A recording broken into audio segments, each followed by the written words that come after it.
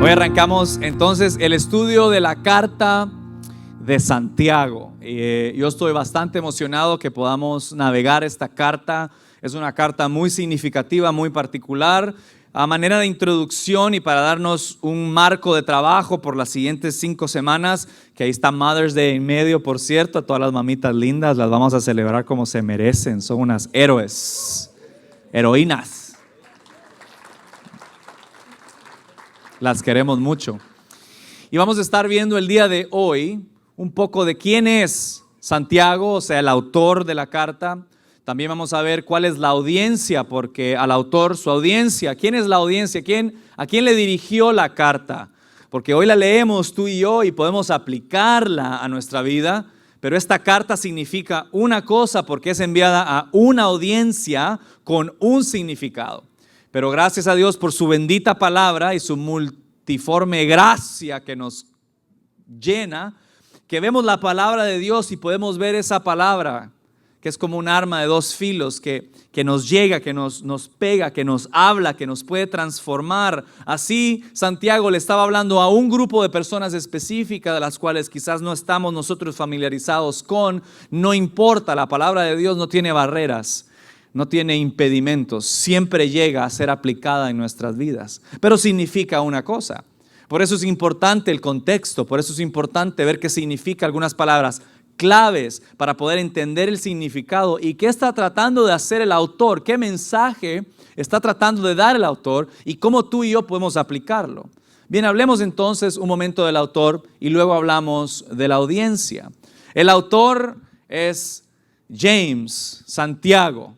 Ahora hay que entender que James, Santiago, es la traducción al inglés de su nombre original, que es Jacob, Jacobo. Vamos a empezar por ahí, es muy importante.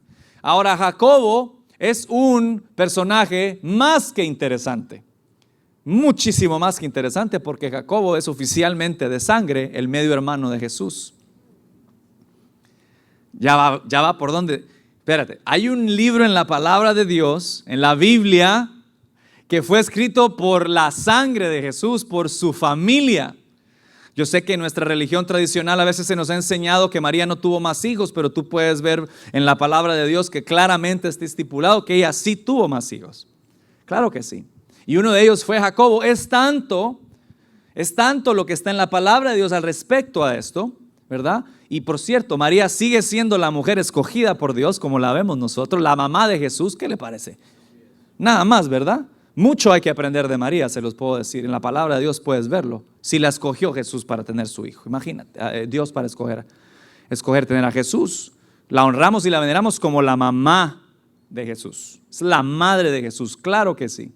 ¿Por qué no? Claro que sí. Pero ahí está muy interesante porque está la familia de Jesús. Jesús tuvo familia. Claro que tuvo familia.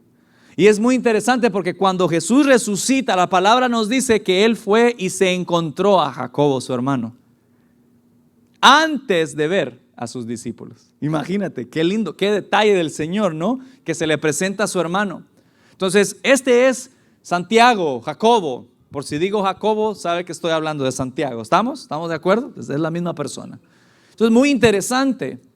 Yo me ponía a pensar si mi hermano hiciese algo grande en la vida, lo cual fuese reconocido mundialmente. Yo me ponía a pensar cómo sería mi dinámica con mi hermano. Porque ¿cuántos tienen hermanos acá? Uno sabe que con los hermanos somos más tropicales. Nuestros hermanos nos conocen, literalmente. Nos conocen, saben cómo somos. Entonces yo me imagino Jacobo, Santiago, si era el hermano, es Jesús, carpintero no, si ya me lo imagino, te quedó mal la silla. O sea, el vino no sabe tan bueno, fíjate. He probado mejores. Sí, o sea, porque yo pensaba entonces en Gerardo, mi hermano, y decía, ¿qué haría yo? ¿Qué diría yo? Y yo, bueno, no sé, yo me pondría feliz. De pronto haría un live o haría un post diciendo mi hermano no se hizo tal cosa por la humanidad, ese es mi brother, yo lo vi chiquito, yo hacía natación con él en el Espiro, yo lo he visto, yo así, ¿sí? Entonces yo pienso en Santiago, hablando del autor de la carta, ¿cómo era la relación con él? o sea, hermanos eran, punto, ¿verdad? ¿Crecieron juntos? Pues sí, ¿verdad? Entonces, ok, está bien, pero ¿cómo era la relación? Bueno, la Biblia no nos deja entrever tanto, pero cuando vemos el versículo 1, muy interesante, del libro de Santiago, de la carta de Santiago, vemos cómo él se dirige, cómo él escribe la carta, y eso nos deja ver mucho de él como persona. Entonces, quiero que leamos el versículo 1. Mire usted. Dice, Santiago, Jacobo, siervo de Dios, ok, y del Señor Jesucristo. Uy, qué formalidad, ¿no? Ya me parece un poco formal este asunto aquí. Dices, yo soy siervo de Dios, pero soy siervo del Señor Jesucristo. Oh. Paremos por ahí, estamos hablando del autor. Este mismo versículo nos va a revelar la audiencia. Y al revelarnos la audiencia, nos revela cuándo fue escrito y veremos por qué eso es tan importante. Fíjate nomás, siervo de Dios y del Señor Jesús. Bueno, hay un detalle en la palabra siervo y hay un detalle en la palabra Señor. Esta palabra, la palabra siervo, se traduce del griego doulos. Y esto es lo que significa un esclavo, un siervo, uno que está constantemente en servidumbre hacia otro. Y la palabra Señor, de la cual Santiago se refiere a su hermano, es una palabra en el original griego que es kurios, y es una palabra que tradicionalmente era usada para declarar a alguien como una entidad divina, Dios. Espérate, o sea que vamos a empezar por allá. Santiago está declarando que su hermano Jesús es Dios. O sea, si a mí me pasa eso con mi hermano, yo nunca, tú eres, por favor. Llamar a mi hermano Dios, come on. O sea, no tiene sentido, ¿verdad? No tiene sentido, sí, pero es que este no era cualquier hermano. Este sí era Dios. Y mira la humildad. Y mira el acercamiento de Santiago a decir, voy a mandar una carta oficial, ¿verdad? Voy a escribir una carta oficial y no voy a decir, aquí Santiago, el hermano de Jesús. Punto. Salud a todos los que me escuchen. Aquí les escribe Jacobo, el que vivió y creció con Jesús, sangre de mi sangre. No, ¿verdad? No, él no tuvo problema. Si ¿sabes qué? Aquí está, yo soy Jacobo, yo soy Santiago. Y yo soy un siervo, soy un servidor de mi Dios y de mi Señor Jesús. ¡Wow! Yo creo que es suficiente para que tú y yo le pongamos mucho cuidado a lo que el hermano de Jesús nos tiene que decir. Entonces, un poco para que lo conozcamos a él. También a Santiago se le apodaba el justo. James the Just, ¿sí? Jacobo el justo, Santiago el justo. Usted sabe que ese tema, ese título trae, ¿no? O sea, yo soy Alfredo el flaco. Sí.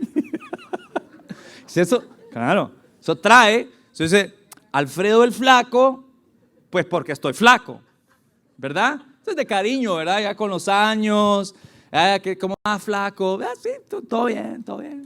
¿Sí? Entonces, yo soy Alfredo el flaco, ¿verdad? Entonces, eso significa pues que yo soy delgado. Entonces, eso es lo que significa. Pero Santiago el justo, oh, wow. Algo tiene que decir eso acerca del carácter. No del físico como el flaco, sino del carácter de este hombre.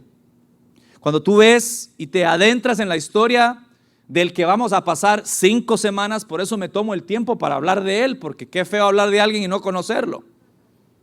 Hablemos un poquito de él, un poquito más de él.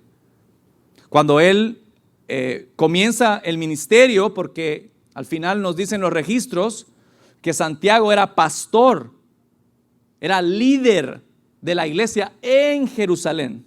Entonces fíjate, él se quedó en Jerusalén liderando la iglesia. Es impresionante. O sea, este hombre se metió con tanta pasión en el llamado. Los teólogos nos dicen que el libro de Santiago, la carta de Santiago, está plasmado. Hay una sin número de referencias del Sermón del Monte. Sí, imagínate, Santiago estaba escuchando a su hermano en el famoso Sermón del Monte. Y yo no sé cómo era la reunión, la relación entre ellos. Algunos teólogos dicen que no era muy buena la relación entre los hermanos y Jesús.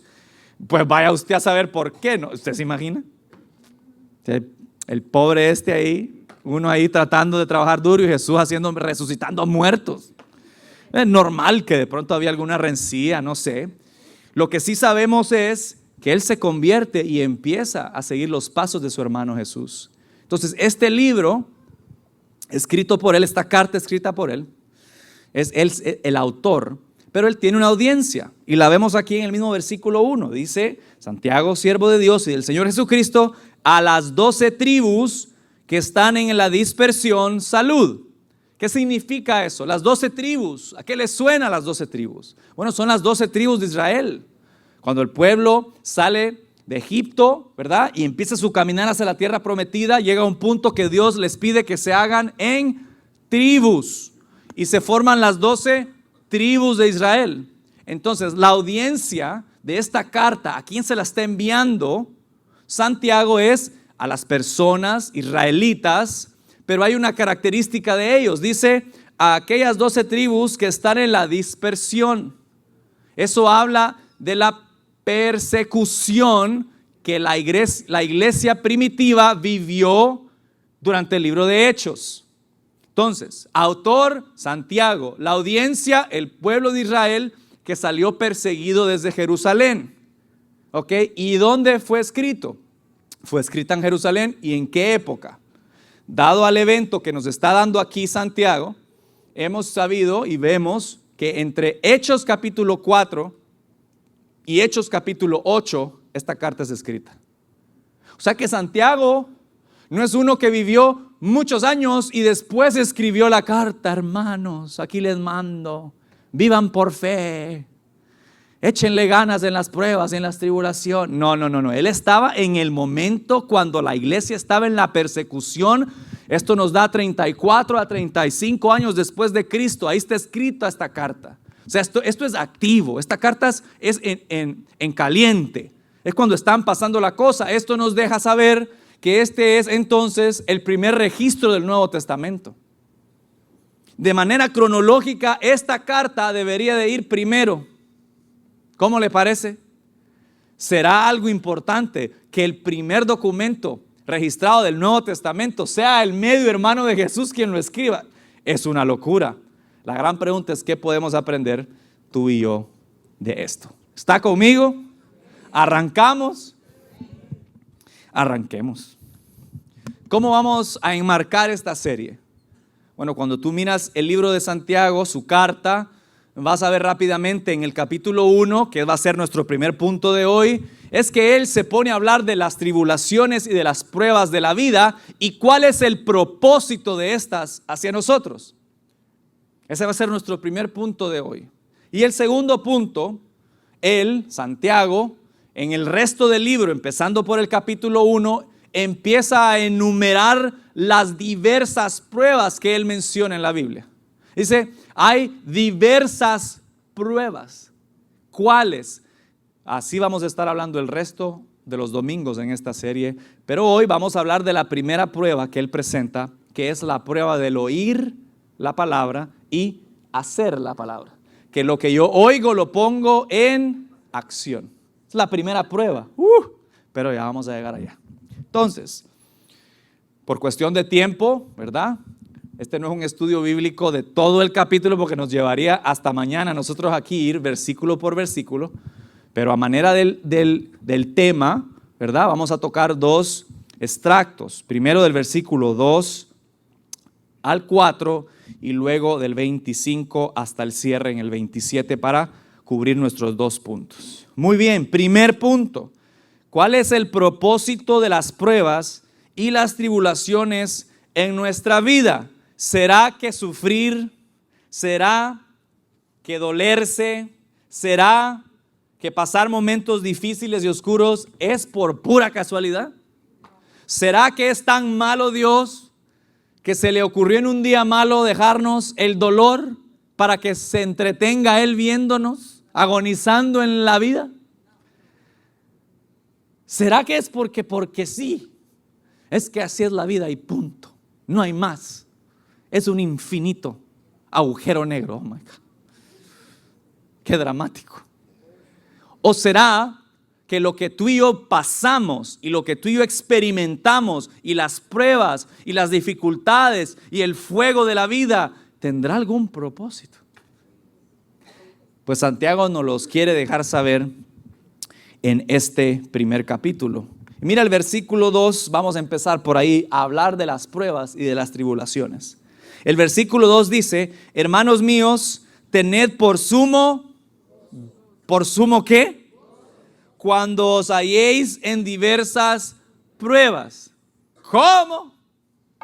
Yo no sé usted, pero a mí no me hace mucho sentido este versículo. O sea, ¿cómo, hermanos míos, tengan no gozo, sino, o sea, lo más alto que puedas tener, la expresión más grande de gozo que puedas tener, demuéstrala cuando te encuentres en diversas pruebas? No sé, hermano de Jesús, pero yo no sé, hermano. Es que no tiene sentido, ¿verdad? Como que yo pienso en las pruebas que yo he pasado en mi vida, y la verdad es que en ninguna me pongo a pensar, número uno, sentí tanto gozo de parte de Dios. Ay, gozo, gozo, gozo. No. Yo pienso en las tribulaciones y en las pruebas que yo he pasado y puedo enlistar y empezar: dolor, frustración, negación, desespero, angustia, ¿verdad? ¿Está conmigo alguien acá?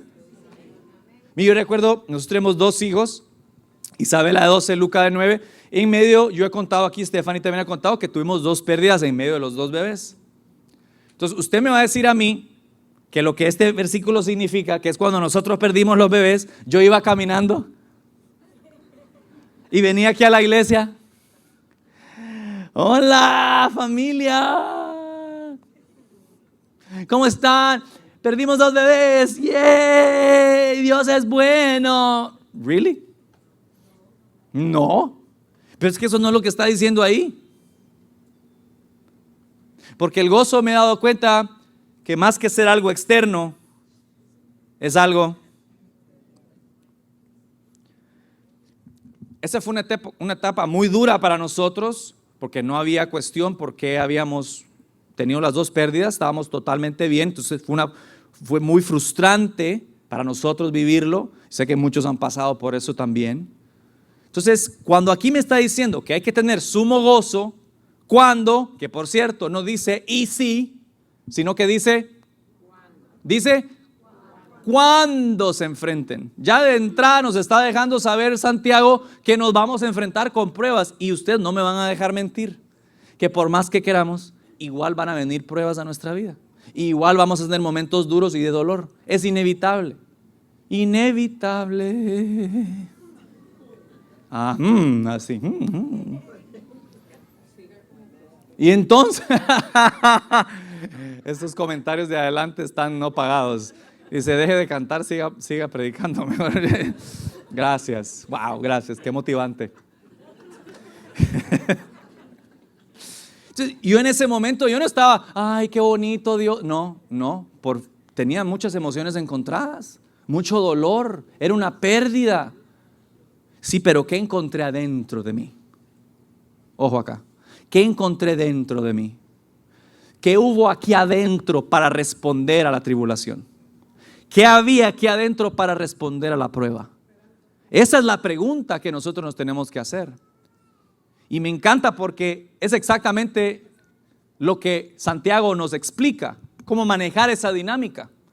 El versículo 3 y 4 dicen: sabiendo, ojo, o sea, hallad sumo gozo sabiendo. O sea que hay que saber algo primero. ¿Qué hay que saber? Lo que va a decir él. Dice que la prueba de vuestra fe produce paciencia. Mas tenga la paciencia su obra completa, para que seáis perfectos y cabales, sin que os falte cosa alguna. Eso es lo que dice. O sea, yo tengo que tener sumo gozo en medio de una tribulación y de una prueba, pero debo, para lograrlo, entender que es que esa prueba, dice, de vuestra fe produce paciencia. Vamos a parar ahí un momento. Muchas veces nosotros creemos que las pruebas nos producen fe, pero eso no es cierto. Las pruebas prueban nuestra fe. ¿Está conmigo? Cuando yo estoy en un momento de dificultad, ¿qué es lo que hay dentro de mí para responder a esa tribulación o a esa prueba? La gran pregunta es eso. ¿Será que hay fe o no hay fe? Porque la prueba va a venir, la tribulación va a venir, la situación va a pasar, no la podemos controlar, va a llegar. Lo que yo tengo que saber es qué hay aquí adentro. Y eso es lo que nos está diciendo Santiago. Te está preguntando, ¿tienes fe aquí adentro? Porque si tienes fe y usas tu fe en la prueba, se te va a dar paciencia.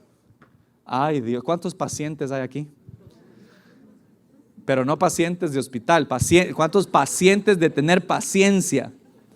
Mire, le voy a decir algo. En ningún servicio han levantado la mano. Yo estoy en shock. O no saben o están siendo bien honestos. Es que cómo cuesta ser pacientes, ¿verdad? Pero ojo aquí, diga conmigo el contexto. Es muy importante. ¿Qué estaba tratando de decir Santiago aquí? Cuando dice la palabra paciencia, ¿qué significa la palabra paciencia? Y es que si está diciendo que si yo uso mi fe en los momentos duros de la vida, Dios me va a dar paciencia, yo pensaría que dijera que en los momentos duros de la vida, si yo uso mi fe, Dios me va a dar la solución, no paciencia. ¿Yo para qué quiero paciencia? Si no es paciencia, ¿para aguantar más? Conmigo, veamos qué significa la palabra paciencia en su original y qué estaba tratando de decirnos Santiago a ti y a mí hoy. Esta palabra es la palabra griega upomone, y esta palabra no significa una espera pasiva. Por lo contrario, esta palabra significa el sufrir sin rendirse. ¿Alguien tiene paciencia por aquí? Dice, por ejemplo, la cualidad que te ayuda a aguardar calladamente en la sala de espera de un doctor, eso no es la paciencia que él está describiendo aquí. Por lo contrario, dice que es la cualidad que te ayuda a terminar, por ejemplo, un maratón. ¿Alguien ha corrido un maratón aquí? Por favor, pastor. Okay. Son 26.2 millas. ¿Estoy bien? Ustedes no saben, y yo estoy preguntando a los que la corrieron. 26.2, que son... Hay una de 42, ¿qué? ¿Millas? 42 kilómetros. Mira, a mí me dejó en .2 millas, la verdad, de 26. Yo me quedé en 0.2 millas, pero 26.2 millas. Pastor, ¿tú la corriste? 15 millas. Yo, no, ya, esto es demasiado. ¿Es difícil correr 15 millas? Difícil. ¿Se pone complicada la cosa? Casi ni llega el pastor Javi, yo no hubiera llegado tampoco. Mira, es difícil, pero lo que Santiago nos está diciendo es lo siguiente: si tú usas tu fe, ojo, si tú usas tu fe en medio de las pruebas, en medio de la tentación, en medio de las tribulaciones, si usas tu fe, si la usas, te va a producir paciencia. Pero paciencia no es parar, sino paciencia es fuerza para el aguante. ¿Qué le parece? Ay. Hashtag resistencia. Entonces, ¿qué onda? Tiene más sentido que estemos hablando que las pruebas y las tribulaciones deben de tener un propósito en nuestra vida. Porque ¿cómo así que Dios nos va a dar más aguante? ¿Aguante para qué? Bueno, Él lo sigue describiendo acá de una manera fenomenal. Me gusta, dice Él, mas tenga la paciencia su obra completa, o sea, que se complete esa paciencia que Dios nos da para aguantar, para que estéis perfectos y cabales. Mire qué promesa. A mí, ¿sabe qué está diciendo Dios ahí? La palabra perfecto hay que ponerle ojo, hay que ponerle ojo. La palabra perfecto es del griego teleios. Teleios. Ahí está. Que significa moralmente perfecto, genuino, siendo verdadero, completo, acabado, maduro en el comportamiento, ojo, adulto. Adulto. Entonces, mire el panorama. Vamos a ver si lo logramos descifrar. Yo estoy en una prueba, estoy en una tribulación y yo creo en Dios. Yo creo en Dios, tengo fe en Dios. Entonces, Señor, voy a usar mi fe en medio de esta cosa tan difícil que estoy pasando. Ok. Entonces Dios dice, perfecto. A esa fe le doy paciencia, que significa esperar, aguantar y coger fuerzas, mejor dicho. ¿Sí? Si vamos más al detalle, la palabra upomenos significa estar debajo. Aquí, debajo. O sea que es una figura de estar presionado por la prueba, pero como yo estoy confiando en Dios, Él me va a dar la suficiente fuerza para aguantar. Y dice, entonces se completa tu fe. Wow. Porque se vuelve telio, se vuelve perfecta, se vuelve madura, se vuelve adulta, es acabado. Hay un propósito en medio de las pruebas y las dificultades, y es encontrar qué Dios está haciendo para hacernos crecer.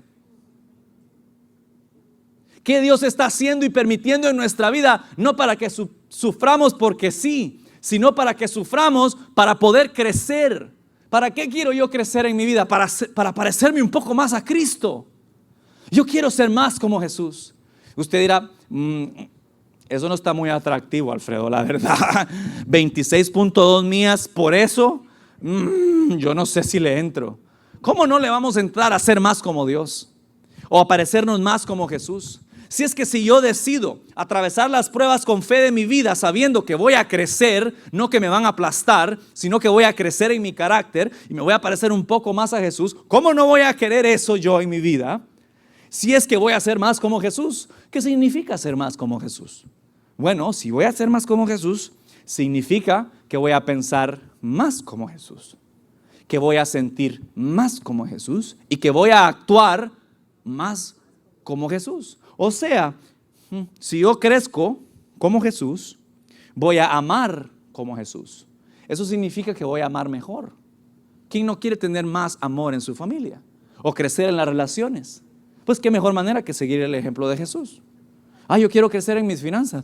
¿De verdad? Pues fíjate que si te pareces más a Jesús, vas a ser mejor administrador.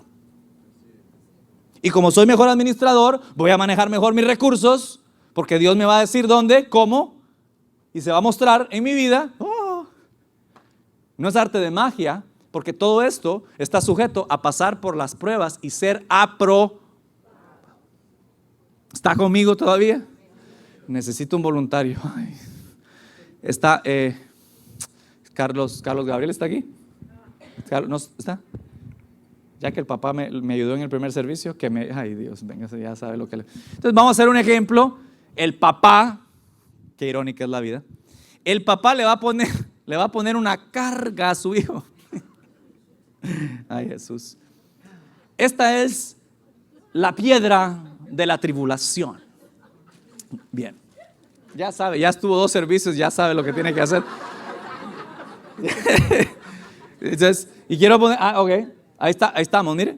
Upomone, ¿verdad? La paciencia significa permanecer. Ahí está la figura. No, así, mira. Entonces, así, dame ángulo. No, para el otro lado. Y no me tapes un poquito para la derecha porque estás tapando es por estética, ¿no? No, hijo a la derecha, no a la izquierda. Atrás, dale, no tapes paciencia, dale. Tengámosle paciencia, por favor. Voy para allá, más para allá. Eso sí, así, un poquito más. Ya. Muestre que anda en el gimnasio, muestre que está soltero. Ahí nomás. Dame 10, 15 minutos. No, si es cierto, si así estuvimos los otros 2 servicios. Ore por él. Entonces, mira lo que Santiago nos está diciendo. Él nos va a presentar las pruebas y las tribulaciones de la vida, nos va a dar una categoría en el resto de los versículos y en el resto de los capítulos, pero dice Él, antes de eso les tengo que dejar entender de que las pruebas y las tribulaciones son algo bueno. Es algo necesario, que no se siente bien quizás, pero no todo lo que se siente bien te hace bien. ¿Está conmigo? Entonces, aquí está Santiago, capítulo 1, versículo 3 y 4 representado. Aquí estamos nosotros, aquí está nuestra tribulación, aquello que nos pesa, aquellas cosas que nos hacen sentir pesados por dentro, que no nos dejan respirar muchas veces, cosas duras que hemos vivido en la vida, que estamos viviendo en la vida. Y aquí estamos nosotros. Pero usted no me va a dejar mentir, esto no es una posición natural en la vida. ¿Qué es eso? Por una foto nada más, o una pintura. Esto no es lo normal. Estar debajo eso no es normal, pero es lo que Dios nos está tratando de decir acerca del medio hermano de Jesús a través de Él. Es decir, esta es la posición, esta es la postura. Si tienes fe, Dios te va a dar paciencia. Aguante ahí. Aguante, porque este peso está produciendo cambio adentro de ti. Este peso, esta presión te está haciendo mejor adentro. Te puede estar doliendo, pero hay un propósito. Aguante.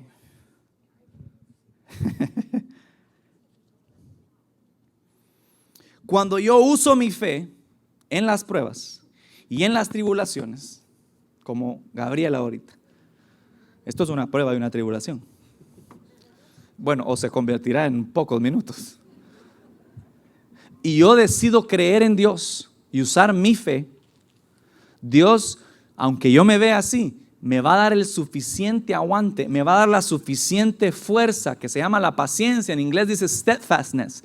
Es el aguante que tenemos. Porque así las pruebas como Él nos hacen respirar fuerte y nos hacen sudar. Sí. Y nos incomodan, pero tienen un propósito. Y ese propósito es hacernos más como Jesús. ¿Cuál es el problema? Le voy a ayudar un poquito. ¿Cuál es el problema? Que nosotros vemos las pruebas como que fueran algo malo. Entonces lo que hacemos es, vemos la prueba, le voy a ayudar un rato, baja las manos. Y entonces ponemos la prueba. Ay, ya de lejitos, aquí, ¿verdad? Yo aquí estoy, allá está la prueba de lejitos. Sí, de lejitos está, ¿verdad? Pero sigue siendo tu prueba. Hay otros que hacemos, ya salimos corriendo. Agarramos la prueba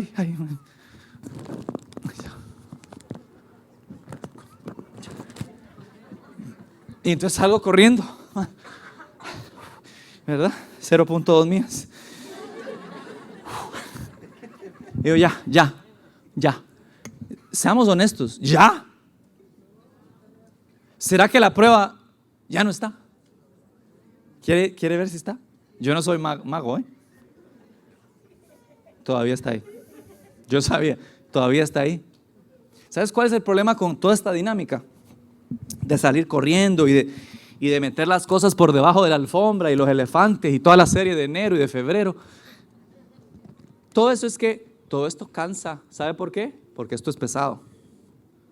Entonces allá andamos corriendo. ¿Está listo? Segunda vuelta. Sale novia de aquí, ¿eh? Y es que empezamos a gastar la energía en tratar de esconder, en tratar de correr, en tratar de opacar, y usamos toda nuestra energía y nos cansamos. Es drenante, evitando la realidad de nuestra vida.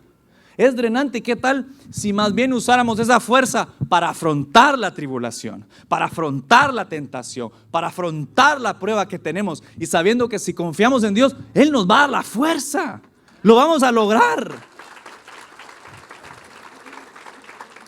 Entonces, preguntas para que te hagas esta semana de seguimiento. ¿Cómo estás recibiendo las pruebas y las tribulaciones en tu vida? ¿Las estás recibiendo con fe, como una bendición? ¿Puedes ver la prueba como el camino para crecer? ¿O estás viendo las pruebas sin fe como una maldición? No puedo creer que esto me esté pasando. Me está aplastando el alma. Aquello que te quiere aplastar, en realidad lo que te quiere es hacer crecer. Pero tenemos que tomar la decisión de cambiar nuestra perspectiva.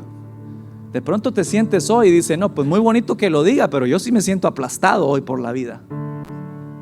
Quiero decirte que no es tarde para cambiar tu perspectiva. Miren, muchas veces nosotros le pedimos a Dios y nos quedamos pacientemente esperando una respuesta, cuando Dios en realidad lo que necesita es cambiar nuestra perspectiva. Muchas respuestas a tus oraciones no las miras porque no estás viendo con los ojos que debes de ver. Yo siempre digo, bueno, ni modo, ya está aquí, ahí está el ejemplo. Entonces Gabriel está viendo para allá en medio de la prueba. Vea para allá, por favor. Okay. Y le pide a Dios, Dios ayúdame. Y Dios lo que quiere hacer es, yo le tengo la respuesta. Es un cambio de perspectiva. No es que bajó dinero del cielo, aleluya. Ahí me cuentan y me llaman, ¿no? Para ir allá. No. Dios se manifiesta muchas veces de manera creativa, créame que lo hace. Pero muchas veces Dios no necesita hacer nada más que esto.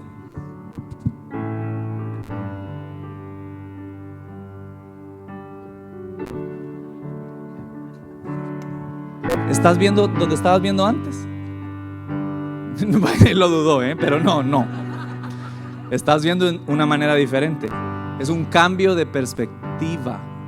Cuando nosotros usamos los ojos de la fe, Dios nos cambia la perspectiva y muchas respuestas están en el cambio de perspectiva. Ya vamos.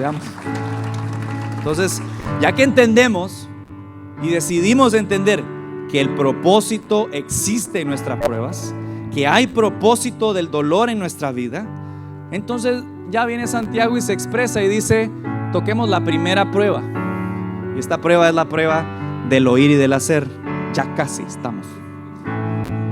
Dice el versículo 22 al 25, dice, pero sed hacedores de la palabra y no tan solo oidores, engañándoos a vosotros mismos. Porque si alguno es oidor de la palabra, pero no hacedor de ella, este es semejante al hombre que considera en un espejo su rostro natural. Porque él se considera a sí mismo y se va y luego se le olvida cómo era. 25.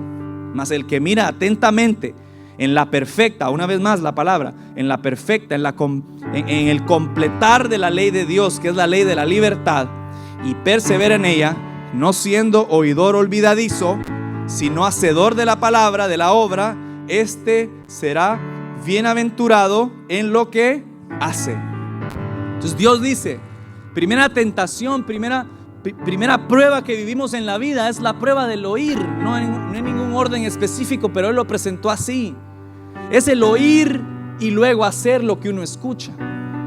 Oír la palabra de Dios, oír las palabras de las personas alrededor de nosotros, oír lo que está y entonces actuar sobre eso. Entonces mira, muy fácil el ejemplo.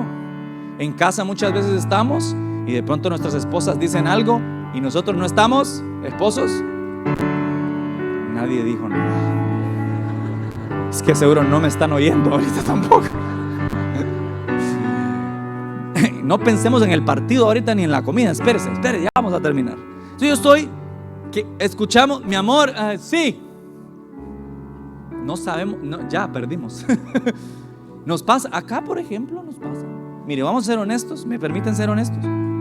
Sí, no los veo muy convencidos, pero bueno. Aquí estamos todos nosotros en el mismo lugar.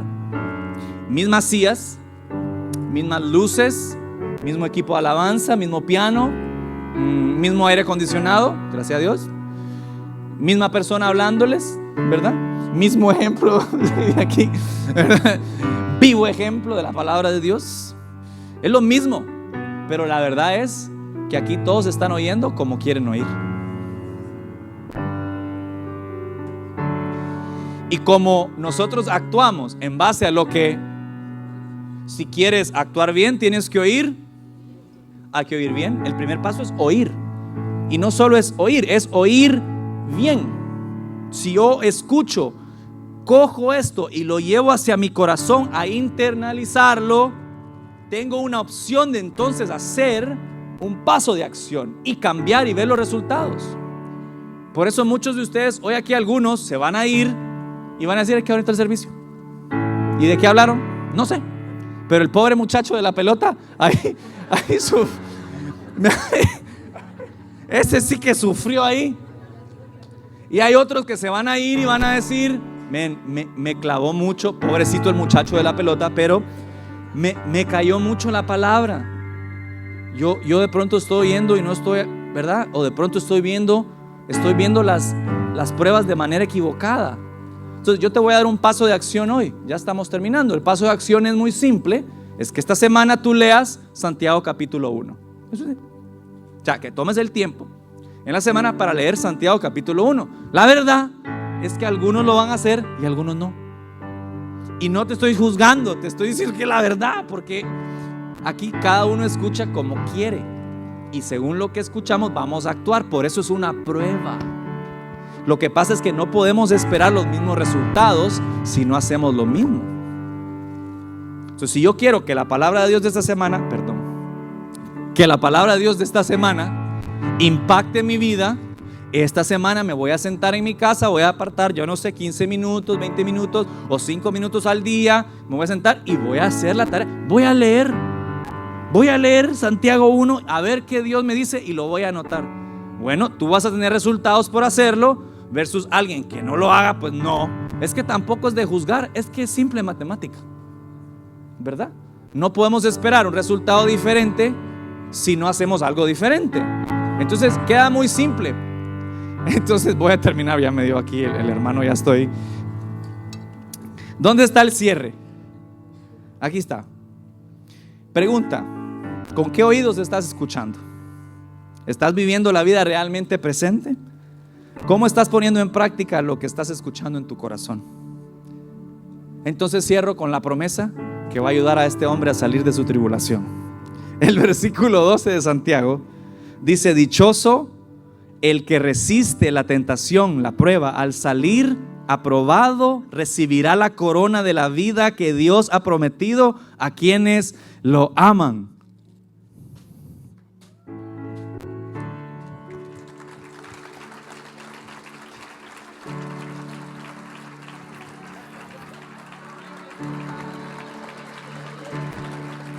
Es que el papá lo hizo en el primer servicio, entonces sabe lo que... Entonces, mire, ¿qué es lo que pasa? No es corona, pero por favor, ¿verdad? Trofeo. ¿Cuál es el trofeo? Este es nuestro problema. Que si vemos mal la tribulación, vamos a ver mal la recompensa. Pero si vemos bien la tribulación, vamos a apreciar mucho la recompensa. ¿Sabe cuál es la recompensa? Ser más como Jesús. Y eso nos hace dejarnos en el mejor espacio para crecer en la vida. Porque ahora sus piernas están más fortalecidas, sus rodillas están más fuertes después de la presión que la prueba tuvo. Sus brazos han cogido más entrenamiento porque sabe que viene otra prueba. Por favor, no. Tengo una pelota del doble de tamaño de ese. No. Entonces, y ahí, mire, vamos acumulando y vamos creciendo y vienen las pruebas y aprendemos de la prueba suena fácil, yo sé, pero mire qué bonito el trofeo. Vale la pena pasar por lo que hay que pasar para ser como Jesús, porque yo quiero amar como Jesús, yo quiero vivir como Jesús, yo quiero administrar como Jesús, yo quiero bendecir como Jesús, quiero ser generoso como Él. Esa es la meta de nuestra vida. ¿Tú crees que la gente a nuestro alrededor no va a ser mejor por eso? Claro que van a ser mejor si les estamos enseñando a nuestro Señor Jesucristo, tal como el hermano nos lo muestra en la carta de Santiago. Gracias, Gabriel, Dios lo bendiga. Vamos a estar de pie. ¿Reciben esta palabra hoy? Híjole, y la semana que entra arrancamos con el resto de las pruebas y tribulaciones. Creo que vamos a aprender de manera maravillosa y que Dios nos va a enseñar mucho. ¿Están de acuerdo? Oiga, este es algo que vamos a hacer juntos. Vamos a hacer juntos. No se pierda los domingos, traiga invitados. Ahí vamos a estar. compartiendo de la palabra de Dios, aprendiendo de su palabra. Y en este caso, de la carta de su hermano. Qué lindo, qué tremendo. Déjame orar por ti. Cierra tus ojos. Padre, gracias. En este momento te doy por cada uno de nosotros que estamos acá. Señor, tú conoces el tamaño de nuestra piedra. Tú sabes el peso de nuestro. Tú sabes exactamente lo que cada uno está pasando acá y cómo se siente. Y no se trata de invalidar cómo nos sentimos, Señor, sino que decidir ir más allá. Y que nuestros sentimientos terminen siendo una plataforma para poder ver en nuestra fe, verte a ti. Yo te pido por aquellos que constantemente se preguntan, ¿por qué a mí? ¿Por qué a mí? ¿Por qué a mí? Yo te pido, Señor, yo sé cómo duele estar ahí. Yo sé qué difícil y qué incómodo es la incertidumbre del futuro. Pero yo te pido que en medio de esa situación, de esa tribulación, al usar su fe les des paciencia para aguantar. Pero mientras estamos aguantando, yo te pido que podamos escuchar tu voz y preguntarnos no ¿por qué a mí? Sino preguntarnos ¿dónde estás, Señor? ¿Dónde estás, Señor? Y que te podamos ver, Jesús, en medio de nuestra dificultad, porque al verte a ti vamos a tener todas las fuerzas para seguir adelante. Porque si te veo a ti en medio de mi dolor, voy a saber que estás tú ahí para consolarme, para levantarme. Que si te veo en medio de esa persecución, que si te veo en medio de esa prueba tan dura, si te veo a ti, sé que todo va a estar bien, porque tú me llevarás de la mano, porque tú eres mi buen pastor.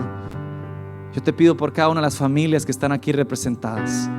Yo te pido que podamos ser sabios, que podamos usar nuestra fe, que podamos seguir juntos creciendo un poquito más a tu imagen, Jesús. En tu nombre oramos, amén y amén. Se lo puedes dar a Jesús fuerte, bien.